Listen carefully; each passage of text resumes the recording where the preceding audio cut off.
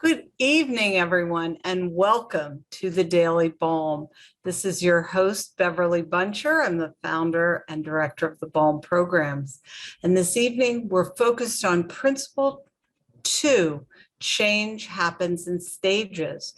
This principle gives us a view of the change process for both the loved one and the family member as they move through the recovery process. Tonight, we're going to look at the stages as they appear in the life of a person and family with a gambling use disorder. And we're very fortunate tonight to have someone here who's an expert on the topic, Tana Russell, a leader on the Evergreen Council of Problem Gambling in Washington State. Tana Russell became assistant director at Evergreen Council on Problem Gambling in 2019. She holds certifications as an SUD professional, Washington State Certified Gambling Counselor, and nationally certified tobacco treatment provider, and completed extensive training on gambling disorder. She serves on the NCPG treatment subcommittee and is a member of the Washington State Gambling Counselor Certification Committee and the Washington State Problem Gambling Task Force. She has a passion for training and enjoys presenting on topics related to gambling, gaming, tobacco, addictions, treatment, and recovery. She's written, co-authored, and/or collaborated on the development of program curricula for various treatment, training, and educational courses. Welcome, Tana. Thank you. It's so interesting hearing someone else read a bio on me. I'm normally doing that for other people. So right. On this side of things. Right. And just so people know, I was on Tana's program, I guess, a few months ago, and that should be on the resources page. That interview is probably on the podcast resources page of Be a Loving Mirror. We found each other through Carrie Light, one of our BALM coaches, and we're very grateful to Carrie. If any of you ever would like to suggest someone to come on the Daily BALM or suggest that I go and speak somewhere where you would like people to hear about the BALM, I'm more than happy to do that. And I know people like Tana really are too. And am I saying your name right? Because I've said it 3 different ways so far. I don't know if I even noticed. I kind of stopped noticing it a lot, but it's Tana. Tana. Yes. Tana, you have an interesting story about how you got into the field of addiction and recovery. Could you share that with us? Yeah, absolutely. And so when Beverly and I were chatting about this beforehand, I'm like, my journey started in law enforcement. Is that taboo to mention these days? I don't know. It's a bit controversial. But yes, that's how I started. My major in my bachelor's was actually in criminal justice, and my first career was as a parole officer, then parole agent with the Arkansas Department of Community Corrections. And that was actually a pretty strategic move on my part. I don't know if anybody else knew at the age of 21 exactly what they wanted to do the rest of their life, but I knew I did not. And, and being a parole officer, I knew would expose me to law enforcement, to courts, to treatment facilities, to youth programs, adult programs, medical. It basically exposes you to everything. And that was turned out fantastic, because eventually I ended up going into the counseling field. First as a drug and alcohol counselor, and then picked up tobacco was my first specialty, and then gambling. Gaming is becoming another. However, I don't have any certification in gaming, because since I don't see clients anymore, I'm more administrative with the council now. I can't get the practice hours to get that credential, though I can't count how many training programs I've either been in or provided on gaming. So right. That's the other area we're much involved in. Well, Tana, so many families, they hear the word tobacco, gaming, gambling, and and they've heard something from their loved one. They know something's going on, but most families come here because of alcohol and drugs.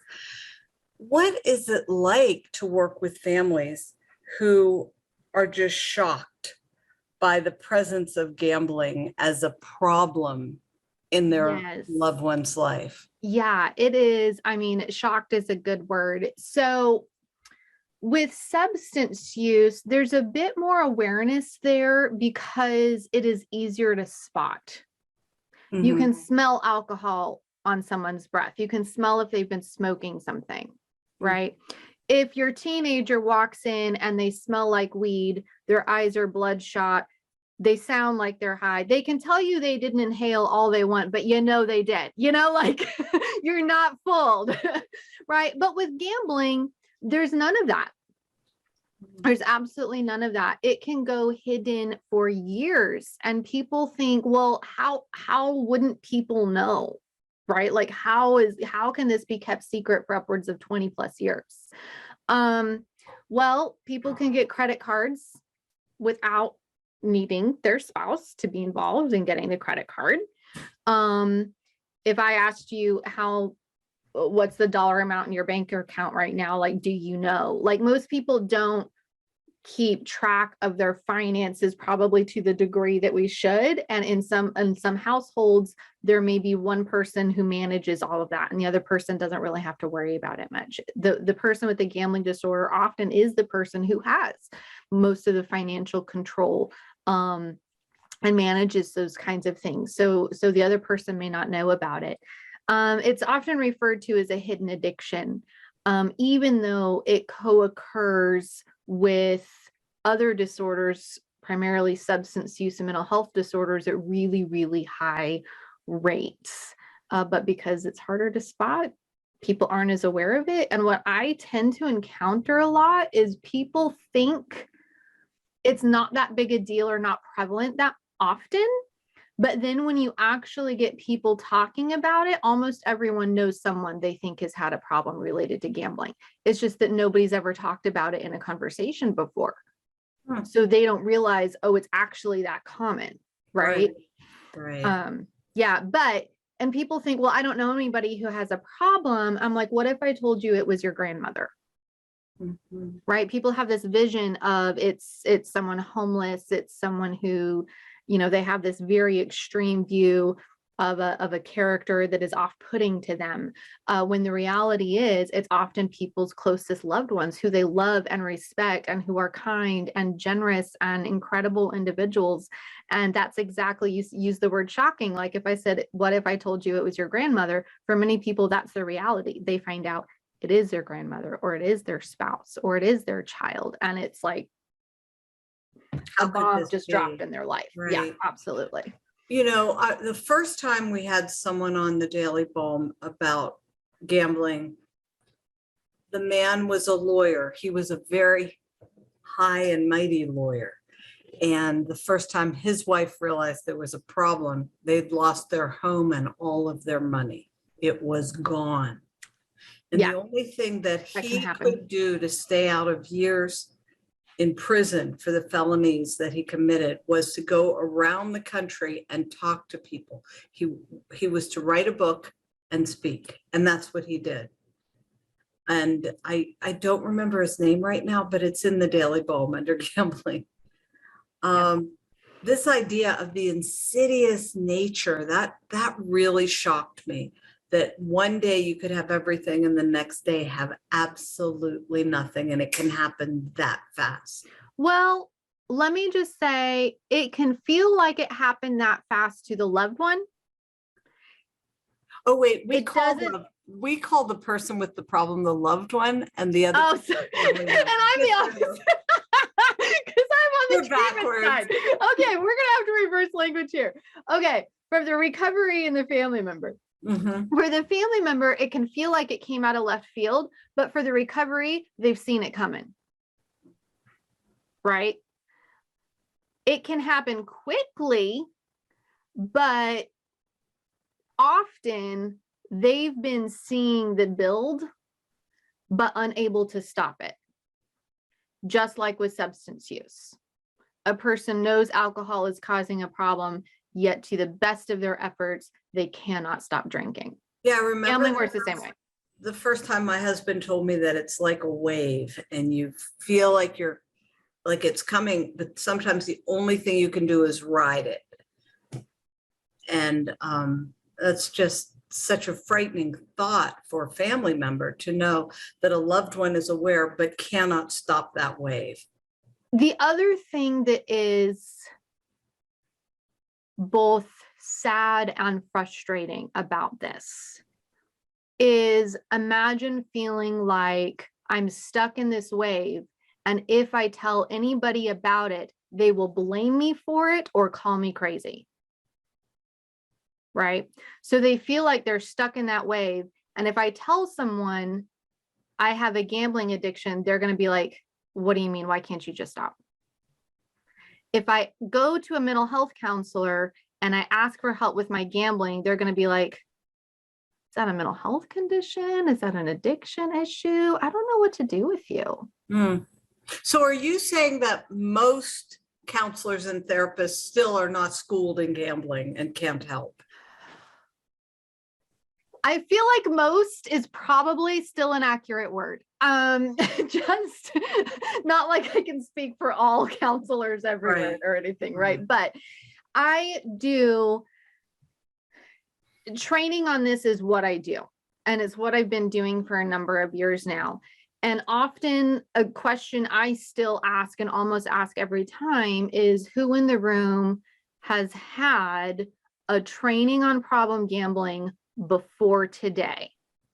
The majority, and by majority, 70 to 99% are always never, nothing. A lot of mental health, social work, substance counselors, peer recovery coaches, people in the field of behavioral health generally report to me that in their program they took, and of course every program's different across the country, but they really feel like in their program it either was not covered or felt like it was just barely touched on.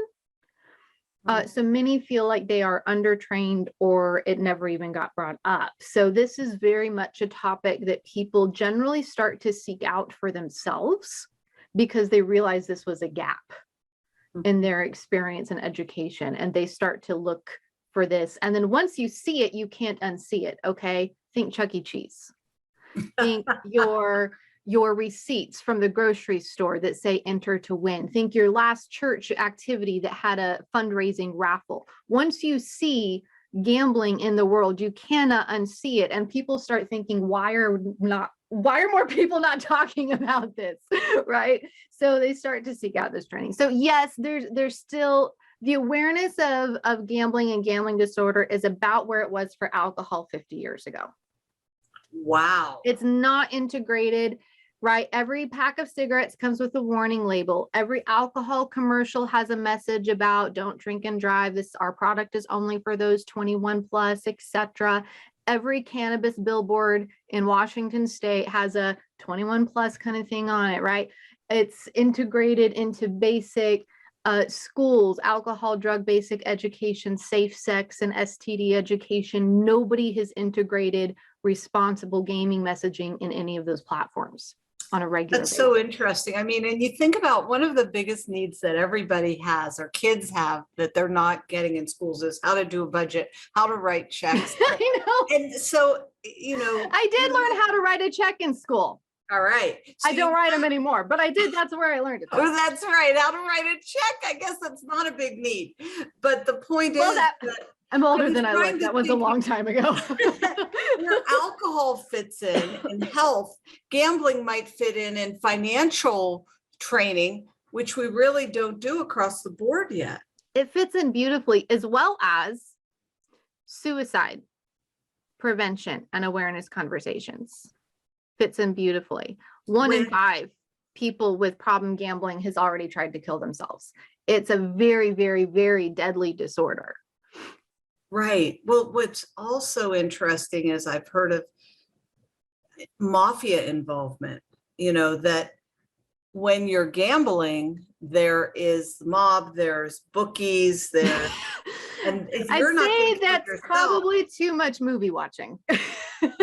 no, it's not. I It's mean, not that clients- it doesn't it's clients exist. and people that I know. Yeah, not that it doesn't exist. However, that does contribute to that extreme profile, which is not most people's experience, if that makes sense. So what you're saying is today, whereas before you had to go somewhere to gamble, you had to have people you were associated with. Today, all you have to do is turn on your computer, put on your phone. Absolutely. Completely different You can experience. up here, we've got a number of casinos within 30 minutes, an hour. You can just pull up stuff on your phone. Technically online gambling in Washington is illegal. However, A, try policing the internet. B, there's a lot of gray area there with what constitutes as game, gambling, etc. That's a whole nother presentation. There's bingo, there's keno, there's lottery, there's scratch offs, I mean, you name it. Right. And, we're here today to tie this all into the stages of change. We started by talking about the end, finding out that everything's gone. But let's go back to the beginning. What is the process one goes through to move from being in the middle of gambling to recovery? Yeah, so stages of change. You guys are familiar with these. She said you guys have already been over the stages of change: pre-contemplation, contemplation, preparation and planning, action, maintenance, and recycling. Same stages of change can apply to someone wishing to either cut back or stop their gambling, whatever the case may be. Which brings to mention one thing that's a little bit different with gambling from substance use is that harm reduction and limit setting is a bit more effective in a sense. With gambling or with, that's interesting. Yeah, with gambling, which is a hard shift to make for people who are peers or recovery coaches or SUD. That's very much, once you have a disorder, it's abstinence for life or else you're looking for trouble. For gambling, that certainly is still the case for some. But not always. Brief interventions still work, harm reduction still works, and there's cases where maybe they forever want to be abstinence from slot machines, but lottery tickets are okay. So it's not a 100% abstinence 100% of the time for 100% of the people. It's very, very fluid there, and symptoms themselves will come and go. There's actually a diagnostic specifier to specify if a gambling disorder is episodic or persistent, because it's very common for it to be episodic.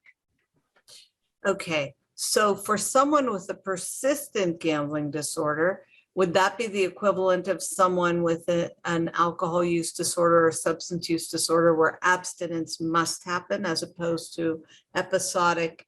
It can be. No, not necessarily, but I see your thinking there. So episodic or persistent is a reference to whether the diagnostic criteria symptoms are persistent for months at a time, or episodic, meaning that they are not present for months at a time. An easy example for this may be sports betting, where a person bets when their sport is in season.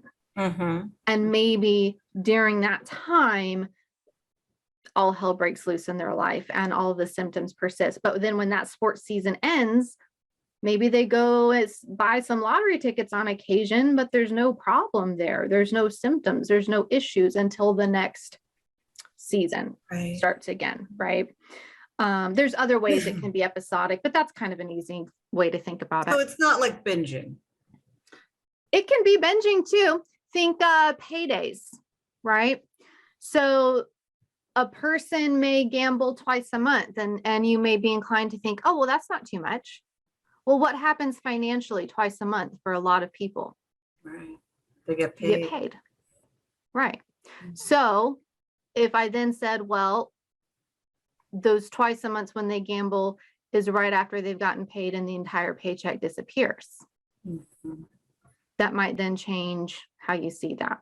Yeah. Mhm. So it's not how often a person's gambles is not really very helpful in determining the severity of what's going on. Also, how much they're spending without knowing how that relates to their income and their lifestyle is also not helpful, Mhm. right? To me, $500 a week would be absolutely ridiculous, right? I could not sustain that. But for some people, $500 a week is their recreational spending budget. And that's completely fine for them. They could spend that on anything. So if they spend it on gambling or clothes, doesn't really matter to them. Is it possible that someone could spend, for instance, $500 a week on gambling and not have a problem? Absolutely. Yeah, absolutely. Okay. Again, it's not about the dollar amount. It's Right. about the impact on a person's life. If Right. their income can support Mhm. $500 a week without it disrupting any other part of their life, and whoever they're living with, their perspective is important here too, as you know, right? If they're fine with it, it's not causing any relationship problems, not causing financial problems, it's within their free time, it's not causing them problems. Okay. It's just their So, hobby or an activity that they do sometimes. so let's say there's someone like that and their family member is scared and they're in first they've been okay with it. I mean, it's no big deal. Everybody's gambling, we're having fun. And then they start to see more money and more money and more money. And they're no longer in, the family member is no longer in pre-contemplation. They're thinking there might be a problem here. Right. And if I find out from a family member they're scared about what's going on, my reaction is immediately going to be, I need to look into this further, because maybe this really is not just recreational. If that family member is scared, something is going on to make them feel that way, right? So maybe it is worse than the person is letting on. Mhm. Maybe it is causing problems for the other person and they're like, oh no, that's not a big deal. And they just are not in agreement on this, right? Well, Most sounds couples are not like- in agreement about finances in the home. Right. So. But it sounds like your tendency is to trust the intuition of the family member. Well, my tendency is going to be to look further into that. Right. There needs to be more questions asked. There needs to be, let's look at every perspective here, because the person who's gambling may, I have a chart. Hold on. Can I share screen? Sure, I think so. I made my There chart you for go. this. Ooh. This is the only visual thing I have to show, so it better be good, Fabulous. right? I love it. Okay. All right. So pre-contemplation, we've got the person gambling and the loved one. I should have said family member because you call these people loved one. Anyway, That's okay. this is my lingo. Now, just to be clear, this doesn't mean that this person isn't gambling too. Right? They may be like, oh no, we both gamble, but my gambling is not the issue here. Right? They're the one who can't. Right. Well, it's like so the wife drinks or the parents smoke weed, but or the son has tobacco. like Two people psychotic smoke tobacco. One's interested in quitting. The other isn't. Alcohol, cannabis, similar idea. Right. Exactly. Okay. So the person who's gambling pre-contemplation may be thinking, I can stop anytime I want. Maybe historically speaking, it really doesn't look like they can. Maybe they have tried to stop before. Maybe all hell is breaking loose in their life, but they're thinking, no, gambling is not the problem. Losing is the problem. This is just a losing phase, right? If I keep gambling, then I will win, and then this won't be a problem. So why don't you leave me alone to go keep gambling, right? Right. And that is one of the things that is very misleading about gambling, which is a little bit different from substances. Two things here, right? Let's say Beverly and I are partners. If I drink, she doesn't get drunk, but I can absolutely gamble away her paycheck, right? And the other thing with substances and gambling that's different is if I'm drinking, I don't think, well, I just need to have a few more drinks and then I'll be sober. I'll drink myself into sobriety, right? Even people with severe alcohol use disorders might really want that to be true, but they kind of know that's not how alcohol works. Right. But with gambling, I can think if I keep gambling, then I'll win and it will solve my financial problems, or my family won't be mad at me anymore. And so the activity that is causing the problems is also seen as the solution to the problems it's causing. So a person who wants to use is always running after that first high. First they have it and then they're with gambling. Is it just, I'm going to win it back? I'm going to win it back. That's what we're looking for? Or so there is chasing for both, but it's slightly different. And with gambling, there's kind of two types of chasing. So you're spot on with the substances. And that's a very biological thing. The chasing the first high, the body will never be able to achieve that again, physically. But there's the chase for it. With gambling, there's generally a chase of losses. They're not often chasing losses. They're not often chasing the feeling of gambling. They're chasing the money that they lost the last time they gambled. However, the other one that's not as often talked about is the chasing of the wins, right? I want to win bigger than I won last time. So kind of goes hand in hand with chasing losses, just sort of depends on what's been happening for them. So different kind of chasing, but both substance and gambling does have chasing. Right. So they're in pre-contemplation, the gambler is saying I can stop anytime I want, the family member saying, oh, this is just a phase, it's no big deal. Then what happens? Yeah.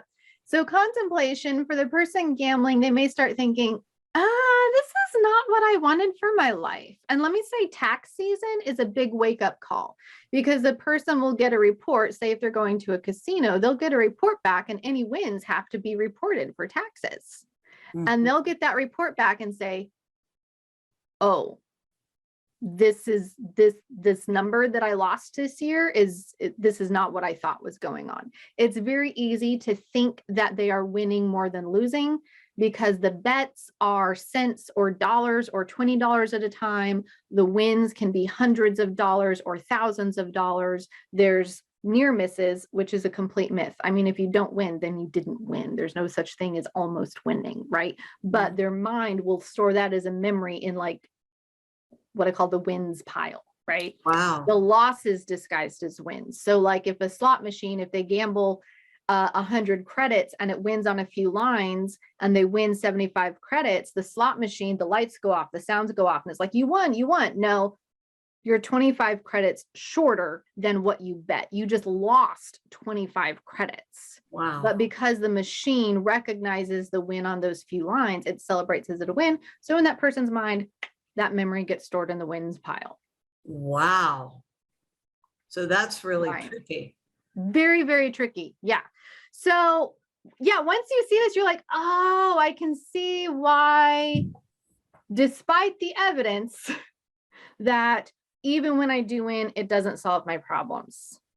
So far, this actually has not been an income for me. The allure to keep playing for that potential win is very strong. Meanwhile, so they may start, something might start to give them a clue. This is not what I wanted from my life. This is not what I thought this was going to be. Their loved one might start thinking, has anyone else gone through this? Is this really just a phase? Because I feel like this is not normal. Right. And they're wondering, am I crazy? Are they crazy? Like, does anybody else ever seen this? Can gambling even be addicting? How can a game be addicting? Right. Like, is that even a thing? So there starts to be some questioning going on in this phase. The preparation phase, this person is saying, okay, nope, this is not what I wanted. This needs to change, right? This is the decision. The decision, I need to do something about this. However, most of the time, the question there is, where do I start? EAP programs often will advertise things for mental health counseling or even addiction counseling. They say nothing about gambling. So I don't know, do I go to my EAP program? I don't want my boss finding out about this. They might think I stole from the company. Is there counseling for this? I've had so many people come up into treatment who had already previously talked about gambling to a provider, to a mental health counselor, to some other addiction agency counselor, and felt like that person had no idea what to do with them. They tried their best, they just didn't have a clue. Then if somewhere along the way, they found an actual gambling treatment program and they're like, oh, this exists. This is what I needed 5 years ago, right? So there's a, they may not know where to go. They may not know who they can turn to. Is their family going to understand? Is their coworker going to understand? Is their preacher, pastor, priest, rabbi, are they really going to understand? Am I going to get excommunicated from my religious organization, and etc.? But they're willing to start looking. And of course, the loved one, they also have this decision. Okay, normal or not, I cannot live like this, right? And they're going to start looking for services as well. But for both of them, often in gambling in this phase, this planning phase can go on for what feels like an eternity, simply because of lack of as many services, support groups, awareness. There's just not as much out there marketing the help that is available. So they end up searching for a very long time before they finally find somebody who knows something about gambling disorder that can be like, no, really, this is a thing and you're not crazy and you're in the right place and here's what we can do and here's where we're going to start. And so they can be stuck there for a long time. You know what this is making me think, Tana? Every few months we do a free program for the larger community out there. We do one every year on International Overdose Day. We had one on bringing love into family recovery. And then we did one on the community coming together to help a person recover. Maybe we ought to do one on gambling. Would you be willing to help us with that? Absolutely. Yeah. Because this is really... Wow, I had no idea it was so hidden. Let me, you want some numbers? Sure. So in Washington State, the Washington Department of Health holds all the licenses for mental health, marriage and family therapy, social work, psychology, psychiatry, etc. So I've reached out to them on a few different occasions and asked, how many active SUDPs are there in our state? What's just like tell us what. I'm sorry. I apologize. Substance use disorder professional. I'm one of those. So how many active substance use disorder professionals in our state is about 4,500. That was a couple years ago. Maybe it's past 4,500 now. And I asked about the mental health counselors and they're like, you're going to have to count that yourself. Go to this page on our website, go to this, because I had to go through each section for LMHC, LMHCA, LCSW, and like all of these different categories that I was looking for and total them up. And that ended up being about 20 to 30,000. Okay. Certified gambling counselors. There's 35 to 40. Wow. 35 to 40. And I'm one of them, and I'm not even actively practicing right now. I'm more administrative these days, training other people to be counselors, but it's hard to recruit people into this field. And of course, we always get new ones, and then people retire or they move or they change careers. Why is it so hard, do you think, to recruit into this field? I mean, I would think that the gaming industry is supporting it, so that they're probably well paid among counselors. Am I making that up? Yeah. That's a more complex, but yeah. So I think a large piece of that pie goes back to general awareness. Again, we're 50 years behind. Interesting. Yeah, substance use. Interesting. It does require a investment of time to get training, money to get the training, take an exam, etc. And how different is it to be a counselor of a gambler and a gambler's wife than it is to be a counselor of a person with a use disorder? Generally, what's quoted is about 80-20. So there's about 80% similar overlap. The gambling counselor training or peer recovery training, etc. It doesn't have to teach people how to do that work because there's 80% the same. Use your motivational interviewing skills, screen for this, holistic approaches, etc., etc. Yes. But the 20% difference is huge. So talk to us That's about what we the train. 20% difference. Well, some of that I mentioned before. The way gambling works is different. The mindset can be different. The neurobiology can be different. Some of the evidence-based practices can be a little bit different. The financial conversations are something most counselors have never been trained to do. And to have someone sit in a room for an alcohol and drug recovery meeting or treatment group and to tell them anywhere it says alcohol and drugs, just replace it with gambling in your mind and you'll be fine. It's not appropriate. Like that. No, it doesn't work like that. Now, there are some things that are perfectly appropriate and overlap, right? Dealing with grief, dealing with grief and guilt and shame, developing communication skills with family. Like these things are universal, right? No matter what the person's struggling with, we can all benefit from these. But when it comes to dealing with the triggers and the issues directly caused from the gambling, that can be very different. Yeah. So interesting. Well, we've been working with families now for, I don't know, a long time, 10, 15 years. And we're adding a coach training for persons who want to work with people in recovery. So we're adding a recovery program, a BALM recovery 1-year program within the next year or so. We now have the principles and the steps for persons in recovery.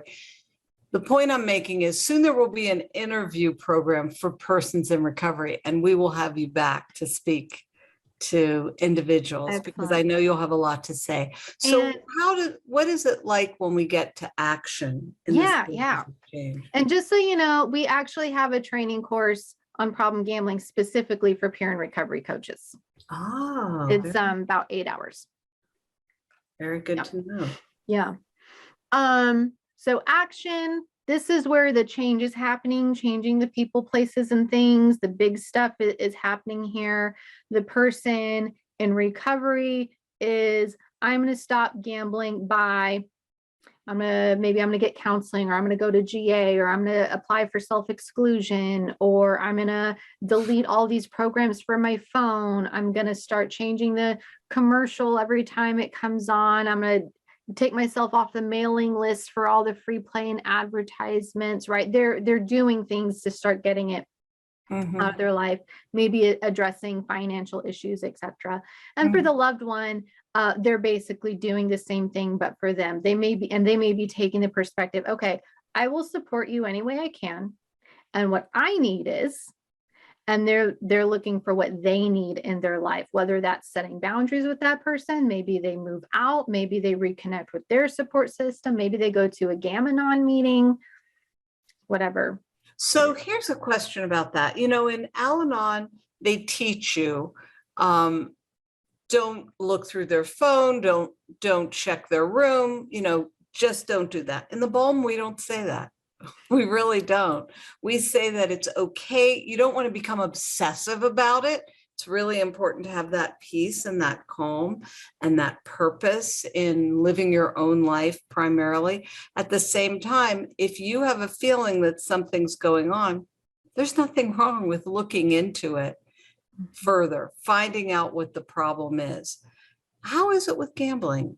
Once you have a loved one who wants to get well, a wife or a parent must be going, So the interesting thing here is the loved one may realize that by supporting this person, they've just signed up for way more than they were interested in, which can include completely taking over financial management of the entire household. Mm-hmm.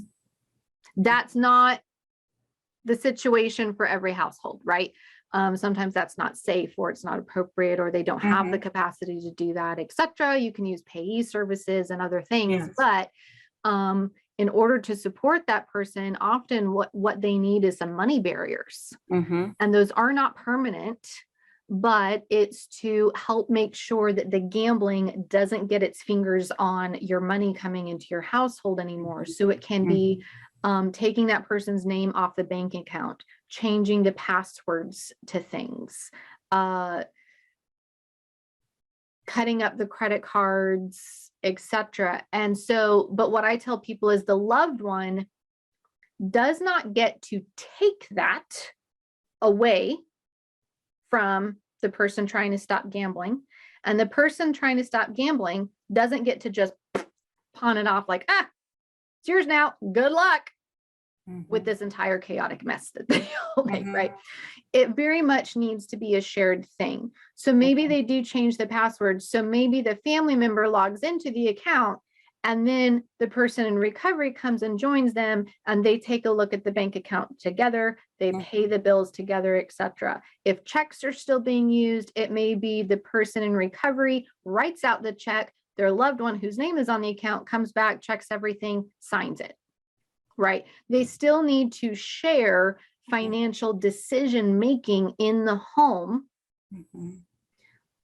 while making it recovery safe, if that's possible, and again, culturally appropriate. I always keep in the back of my mind here, there are times in certain cultures, you don't want to offend somebody by saying the woman needs to take care of this, when in their culture, that's the man's role, and that would be a completely upside down turn of their entire cultural and family values. You don't want to do that to people, right? But where that can be done, that often may be part of it. Interesting. So let's say the person is in recovery 6 months to a year. We're looking towards maintenance. What does that look like in gambling? Yeah, so maintenance, now the person has a lifestyle that they can maintain.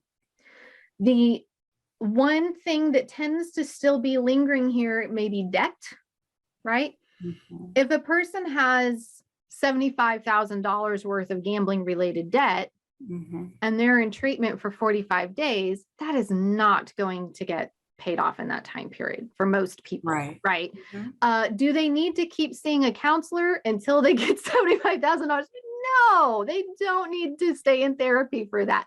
They need their financial management system in place. They need the lifestyle that they can maintain. That lifestyle includes their financial health plan, which includes debt payments, and this is all sustainable. They just keep that rolling, right? And then, of course, for the family member, they've also got their balance, and the two of them are probably going to have to create a new normal for them of distributing responsibilities in the home, talking about finances, maybe more than they used to. I had a client, she and her partner did location sharing on their phone. And this was a way to have transparency about where they were, because in this situation, it was casino gambling at a location. So if it was phone gambling, this wouldn't work. But if it's at a location, then they knew anytime they can check their phones, see each other's location, and know they're not at the casino, right? And that was just a way to maintain that transparency and trust and the stuff moving forward. So for most people, changing a habit takes multiple tries. What's it like with gambling? Same. So recycling is common. It is very, very common. It can also be incredibly dangerous. So let's say I have been gambling free for 6 months, and I have been going to treatment. I have been paying things off.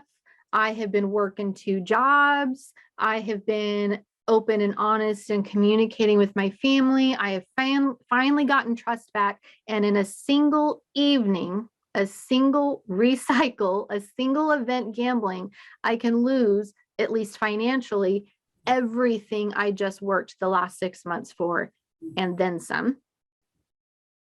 And that trust is shattered. It can So get it's not to, a slow ramp up. It's just, it can be. It absolutely can be. And this is dangerous because of the suicidal ideation that tends to come right behind that. Right. When all of a sudden they realize, oh my gosh, what have I just done? And they feel like they're back at ground zero in a matter of hours. right. And talk to us about some of these things that people say when they're recycling. Yeah. You see, this one's a lot longer than the others because they just kept coming. Right. So this doesn't count as gambling. Maybe they're like, oh, this is just a lottery ticket. Oh, this is just bingo. Oh, this is just Keno. Oh, this is just playing poker with my friends. Right. I'm good now. Of course, that's not necessarily a unique thought at all. I'm good now. I don't have that problem anymore. I'm cured. I can go back to it and it'll be fine. Just this once because it is my coworker's retirement party who I've been working with for 15 years, and his retirement party is at the casino. Just this once because it is at my church. It's a fundraiser for a good cause. Just this once because whatever, fill in the blank. I don't want to offend them or look weak. They're at their office and everybody is betting or doing a sports pool on the Super Bowl. And if they are not involved in this with their buddies at the office, you know, there's going to be smack talk and they just don't want to have to deal with that. It's not my money. Well, they just got a settlement. They just got a tax refund. They just got some money gifted to them. They just got a reimbursement for something.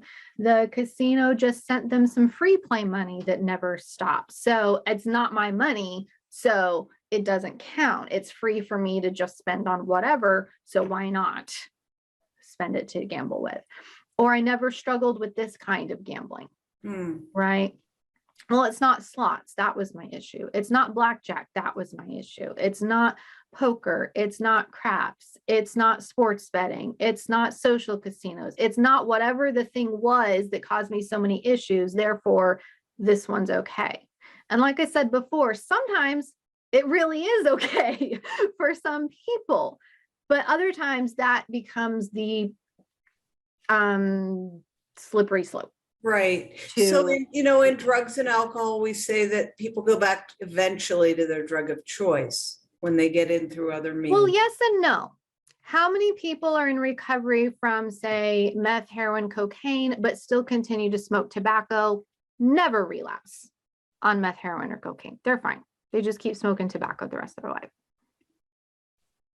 So this can happen in that degree as well. There may be a certain kind of thing that is not causing havoc to break loose in their life, and so they're okay with that type.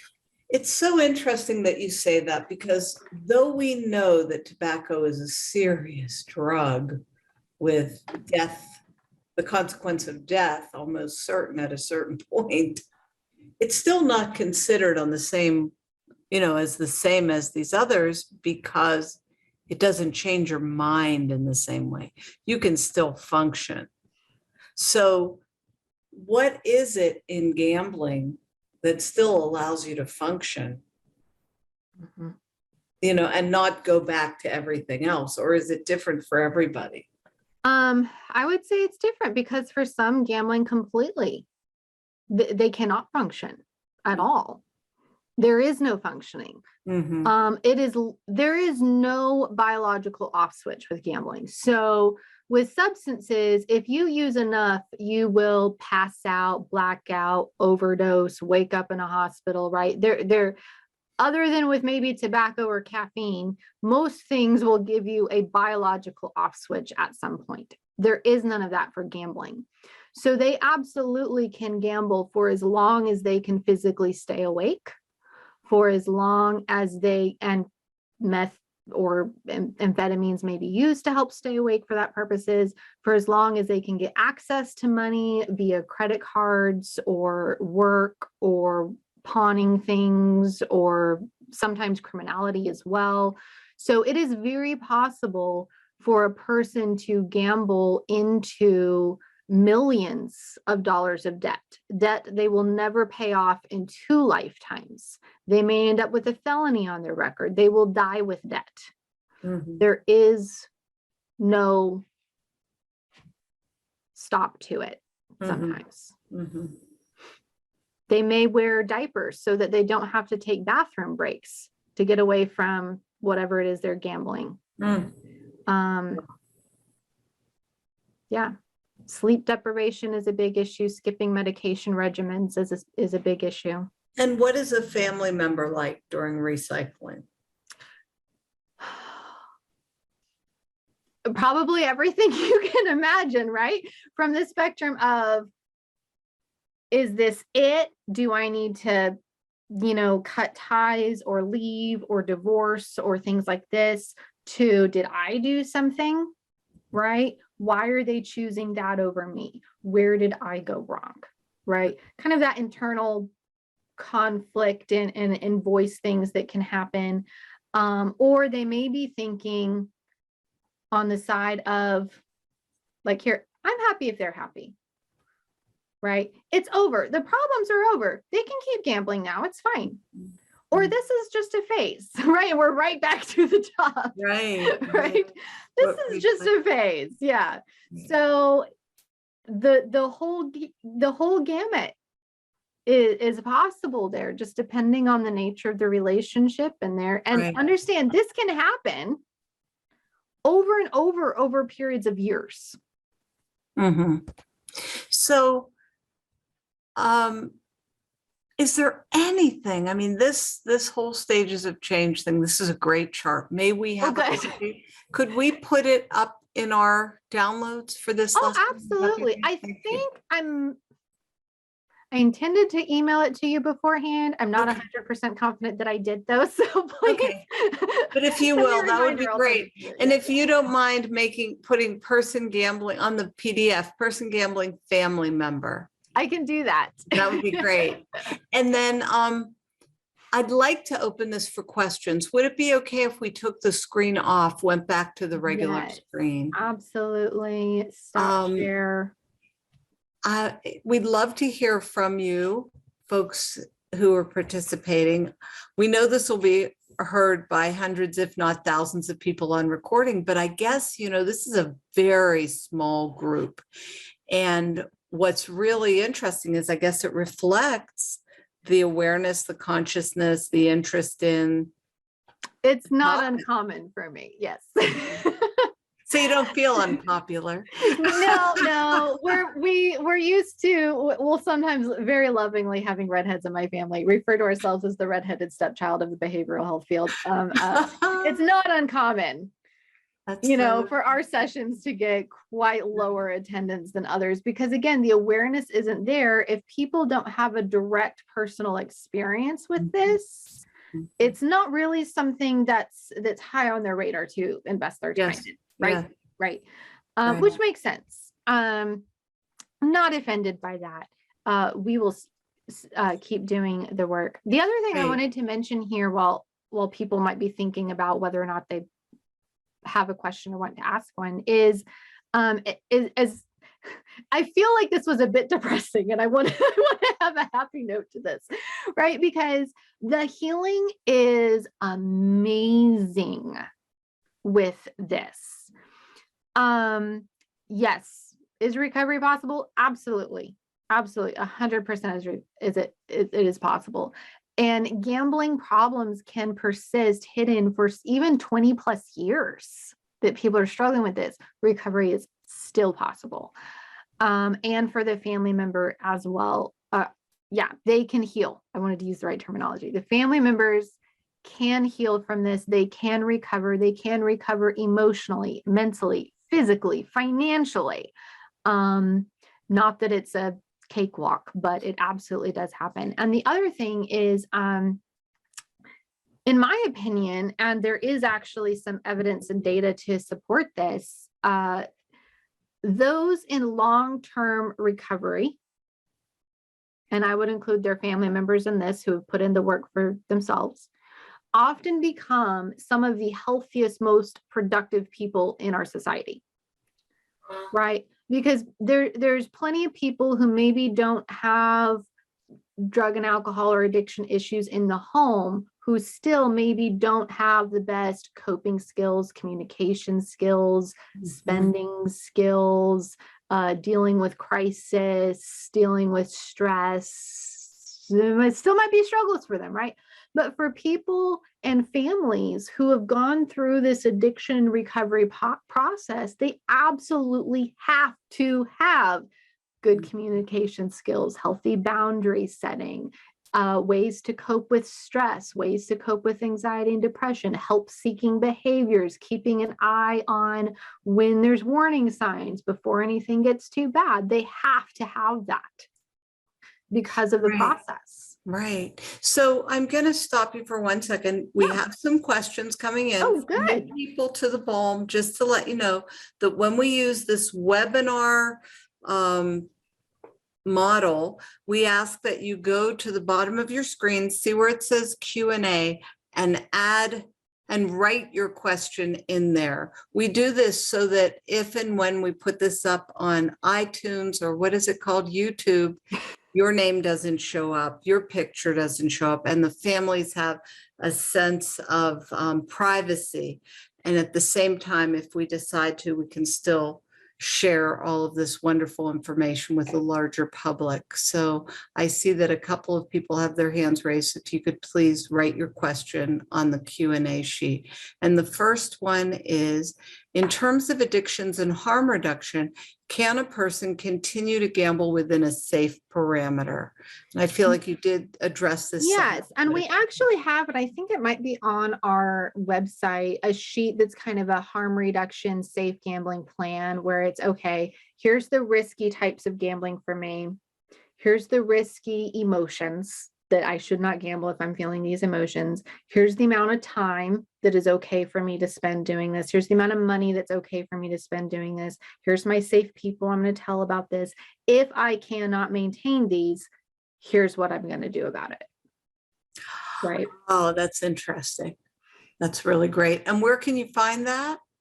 Is that something? Yeah, let me put a link to our resources and download on the chat. That would be amazing. Chat. Absolutely. Thank you. We've got a lot of good stuff, and check out our YouTube channel too, because it's got a lot of good stuff in there too for you. Great. And here's another question. I'm curious as to how the changes in the brain, such as dopamine levels, may be similar with gambling addiction as it is to SUD. Thank you. Yes, it is similar. And I'm going to actually highlight one difference. So similar in the sense that scanning a person's brain who's just taking a hit of cocaine, scanning a person's brain who's gambling, they cannot tell the difference. It lights up the dopamine pathways and neuroreceptors the exact same way. A person who has had a pre-existing substance use disorder is at very high risk of developing a secondary gambling disorder, because intellectually they may not associate the gambling with the substance use because maybe it's new for them, but then they gamble and their brain lights up and their brain will recognize it. It recognizes it like, whoa, I remember this feeling. You haven't given me this in a while. And it's much more susceptible to then developing a gambling disorder because of how similar they are. So the addiction switching that we learn about in Principle 5 is very much at play here. So even though it's not a use, it's a process, you're still susceptible to it.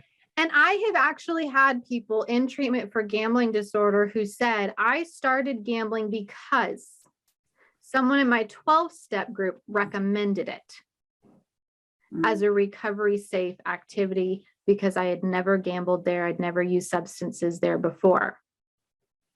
And now they have a gambling disorder and they're in treatment again. Well-intended, just misinformed. And family members may do that too. I think I shared this with you that when we moved, well, when about oh God, 12, 14, 16 years ago, whenever my husband, 14 years ago, he got sober again and he went to this meeting that was touted as the best meeting and he loved the guys in it.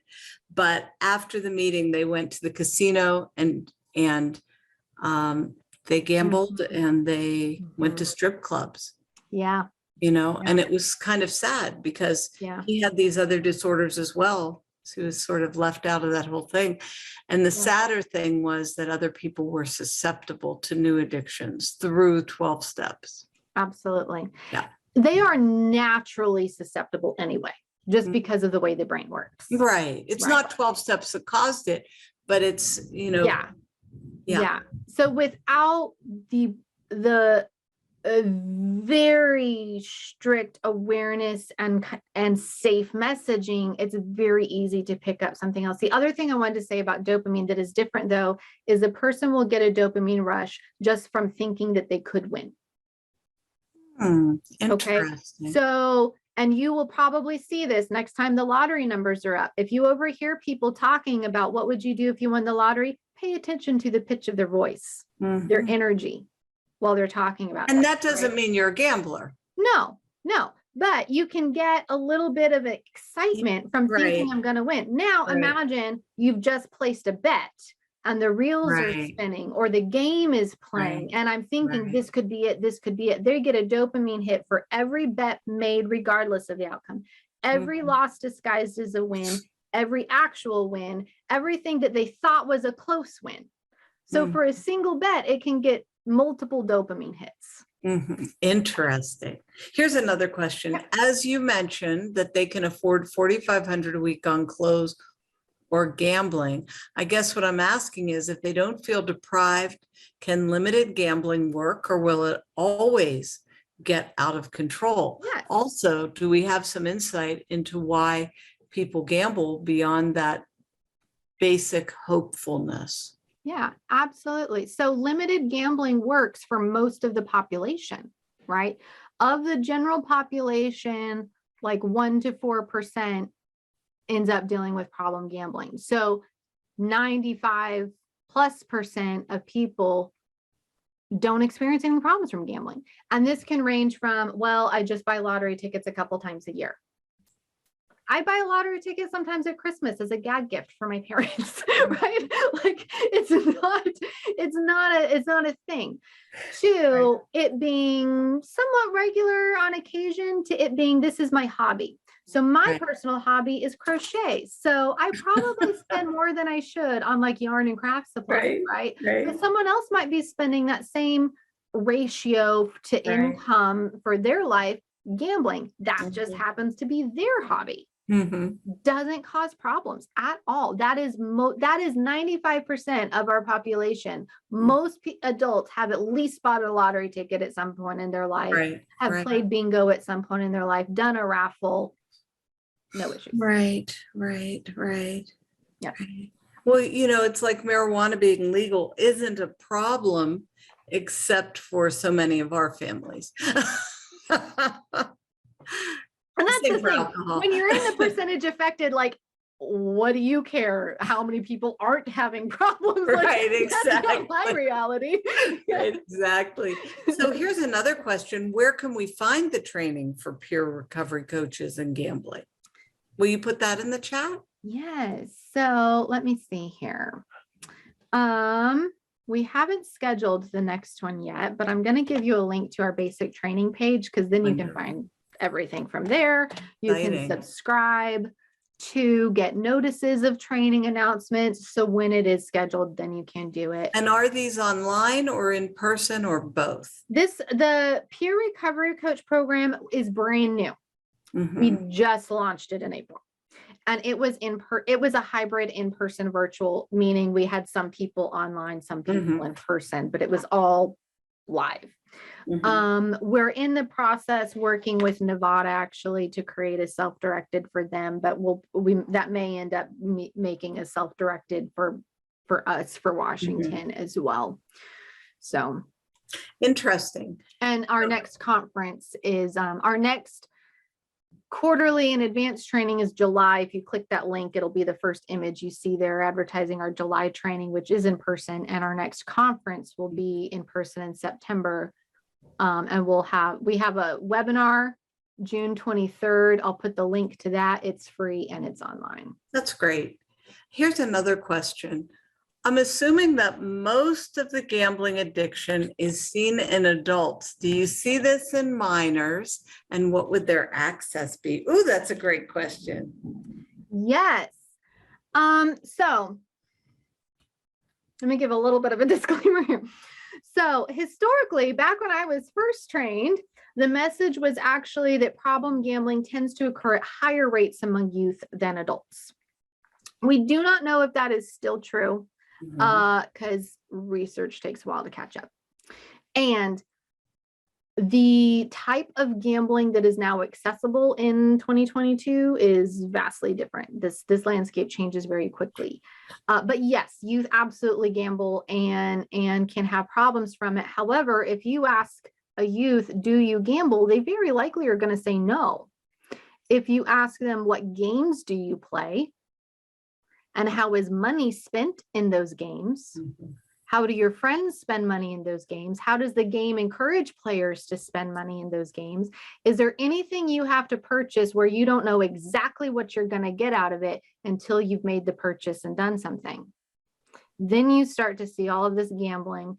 The overlap between gambling and video gaming, mobile gaming, MMO, first person shooter, all of these types of games, that's an entire another training that takes an hour to 2 hours to come. Wow. We have a whole program for that. But yes, they have plenty of access to gambling. They probably are gambling. They probably would not recognize it as such unless someone who knows what they're looking for is going to come in and help them to spot that stuff, though. Interesting. Yeah. And here's one. With SUD, we talk about the hijacked brain. Ingesting substances affects the brain and changes how the person thinks. If the person gambling is not using substances, what happens? The brain can still get hijacked. Absolutely can still get hijacked. They still develop tolerance. They still develop withdrawal. There is detox for gambling. There is residential treatment for gambling. There are medications to help with gambling disorder. Naltrexone is one that has gotten a lot of positive research, can be used to help treat cravings for gambling. So in that regard, it's very, very similar. Wow. Fascinating. And I tell people, if you think there's not withdrawal from a behavior, have you ever confiscated a cell phone from a teenager? You might see some withdrawal, right? Some irritability or some things come out. Have you ever not been able to get your favorite, addiction, non-addiction of choice and and felt the withdrawal, right? So yeah. Ever lose your phone? How about just losing your phone? Yes, losing your phone. Yeah. Right. Okay, here's one last question. And if anybody else has a question, please feel free to put it up. This is the last one we have right now. You shared there's a shortage of counselors specializing in gambling addiction. Is the same true for treatment centers that specialize in gambling and or gaming addictions? Is there a resource that is a good starting point? Look for a family member looking for treatment for a loved one. Yes. So in this context, as far as services available, gambling and game, if you think there's not much for gambling, there's even less for gaming. There is actually more online support, but so there are, like I said, 35 to 40 certified gambling counselors in our state. The Washington State Problem Gambling Helpline, we have run and maintained. My dog was wanting to be let out for over 25 years. Okay.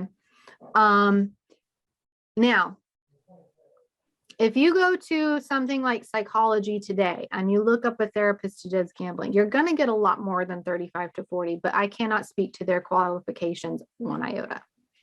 Okay. So just because someone hangs their shingle out like I can treat this doesn't necessarily mean they've gone through the training and certification process to do that. Or maybe it's kind of like integrated into something else, right? I'll see you for mental health and we can talk about gambling while you're here. That is also a co-occurring issue kind of thing, maybe. But we really recognize that there needs to be specialized training for this. When people just sort of dabble in it outside of their trained scope, it causes harm. It causes harm to clients. So yes, there are facilities. Some of those certified gambling counselors work at agencies. Some of them are in private practice, and I will share a link to that. Our counselor directory is a PDF on our website, and here it is. You'll have to click a button from this page to open the PDF up, but there it is. So it's organized by city. We may reorganize that by county here soon, but right now it's listed by city, so you can look that up. For gaming, even less is available. The International Gambling Counselor Certification Board is the first to create in our country to create an actual official license for this. And it's not even a certification to the degree that we have for gambling or even substance use or anything. The people who have been doing the work in gaming treatment are very much pioneers in the field, going against the grain and saying, this is the problem, I'll take it on. I'll get trained in this. Many of them are our trainers in our Foundations in Gaming Disorder course. They've been treating gaming disorder for 20 years before anybody even would agree with them that it was a problem. I remember when I went into family recovery, and one of my trainers for peer support, because I started as peer support, and I said, I'm going to work with theFamilies. And he said, why would you want to work with the families when there are so many sick addicts? And I looked at him and said, it's the missing link.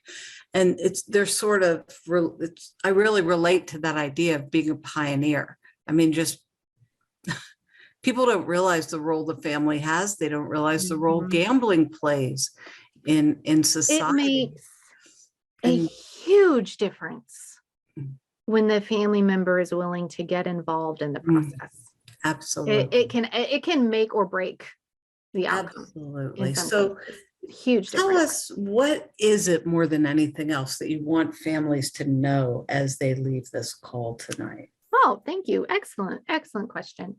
I would want family members to know that if they're having some sort of gut feeling like, I don't know, should I be concerned about this whole gambling thing? Listen to that. Consult somebody. There's professionals like me. Any certified gambling counselor in the state can see that family member. They can call the helpline themselves to get the resource. They don't need them to go get the person gambling on the phone. They can give them the resources directly. They can see the gambling counselor. They can have a consultation. They can get some guidance on this. Yeah. To find out, to feel a bit better about, should I be concerned, should I not, etc. The other thing is just, if you're not concerned, if there's not been any signs, maybe that's a good thing, but don't just put it to rest either, right? Be mindful. It is one of those things, like many things, that can pop up. Right? When a person is in recovery, their tobacco use can go up, their sugar intake can go up, their use of something else can go up, their compulsive spending can go up, their gambling can go up, their compulsive internet use can go up. It's just one of the many things. We call it addiction switching. Yes. Be mindful of these things and include gambling in one of those things that you're being mindfully aware of, right? Just in case it happens to be the thing that pops up. Yeah. So and be compassionate. When you say things can pop up, makes it sound like it'll pop up and it'll pop down. I know. Well, maybe I say that because gambling sneaks up on people so easily. Sometimes people calling around looking for help, instead of ending up at the helpline, end up in our direct office, right? So I'll be the one who talks to them. or when I was in treatment practice and I'm talking to people, it feels very sneaky, right? It feels like all was going well. And now all of a sudden, why do I have no control over this? Why do I not have control? I literally have to get in my car and drive somewhere. You'd think I could stop this process somewhere along the way, right? So it's very confusing and it feels very sneaky, and it can go from feeling from basically no problems to all hell breaking loose within weeks, months. Sometimes it's much more extended, but it does feel like it kind of pops up sometimes. Right. Yeah. Well, I guess that's what we want to leave people with. Follow your intuition. Trust that if you think something's wrong, there may be something wrong. There may be. And there's ways to find out if there is or not. Right. Just as we say for families, that for all addictions, there is a solution, there is recovery, there is hope, and there are people everywhere willing to help you. If you are a BALM member, speak to your BALM coach about this. We're more than happy to guide you to the right people. You can call Tana directly. I'm going to be speaking at that conference in July, and I'm really looking forward to taking a few workshops on gambling myself. Oh, good. I have, hold on. Are you seeing my screen? Same screen, same sheet. There we go. There we go. And I'll put it in the chat. Russell at evergreencpg.org. Wonderful. Yeah. And I realized you asked me to tell people about our other stuff. I already put the link to the June 23rd webinar. They already mentioned the July training. Great. I mentioned the problem gambling helpline, but and this is all up on your website. It's all there. That's fabulous. You can follow us on Twitter, on Instagram, on Facebook, on YouTube, on LinkedIn. If you have a platform that's like your preference to use, just look us up and follow us on there, because we put all these announcements on our. And it's evergreencpg.org. Yep. Great. Yeah. And we have the podcast and ECPG Live and Kaleidoscope. And so you can check out all that stuff. Wow. Beautiful. Really, it looks like you're really working overtime to make sure that awareness comes in this area. We really salute you for that. Well, and I salute you for recognizing the overlap and being part of that voice and part of that awareness by bringing it onto your show multiple times now. So thank you. My pleasure. That's why we're here. Yeah.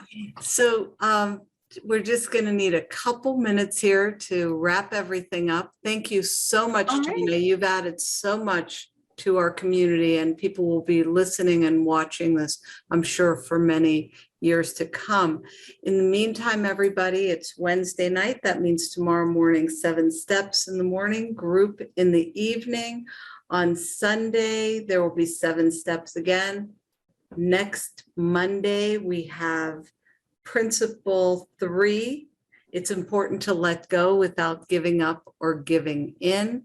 And we'll have a speaker on Wednesday night on that topic. Monday evening group, Tuesday morning journaling, Tuesday afternoon group, Tuesday evening, the platform orientation, and next Wednesday, we'll be back here again in the evenings. We want to remind everybody that the 7 steps to be a loving mirror for persons in recovery is now accepting people who would like to be in it. This is for persons in recovery who want to learn the BALM from their perspective. They will take an on-demand if they haven't already taken the 12 principles. Then they'll take that course. There will be a group included in that course. The course will be Tuesday nights. Thursday night will be group, and Michael and Jim are running both of those, which is very exciting. This fall, for graduates of the BALM coach training program, there will be a BALM certification for recovery life coaching, which means that it's the same third course that we have for family members, adapted to working with loved ones in recovery. So if these are things that interest you, please give us a call, 1-888-998-2256, extension 5. Speak with Karen or Jill or me, and we're here for you to help you find your way. This cohort for regular family recovery life coach training has begun, and I see some of you are in the room today. It's very exciting. There's still time until the beginning of July to sign up for the 22-2 cohort. Let us hear from you. Tell us how we can help you get started in moving your career and your life forward. And remember, everybody, be a loving mirror. Good night. Thank you.